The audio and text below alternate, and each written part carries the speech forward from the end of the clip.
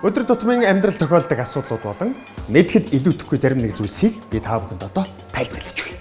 Би бол Univision хөтөч.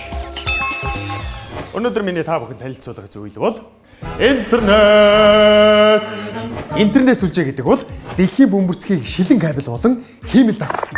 Мөн антеннаар холбосон асар том харилцаа холбооны сүлжээ.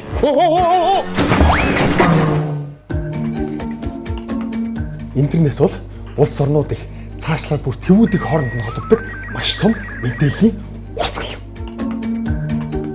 Одоо би танарт интернет сүлжээ яаж манай улсад ирж мөн хэрхэн танаа гэрт очдог талаар маш энгийнээр тайлбарлаж өгье.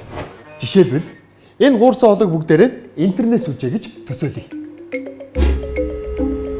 Тэгвэл дэлхийд даяар тархсан интернет сүлжээний нэгэн хэсэг нь манай улсад орж ирэхийн тулд олон мянган километр замыг далай доогуур туулж Хонконг, Сингапур, Хятад зэрэг улсуудаар дайран манай орны урд хилээр орж ирдэг байна.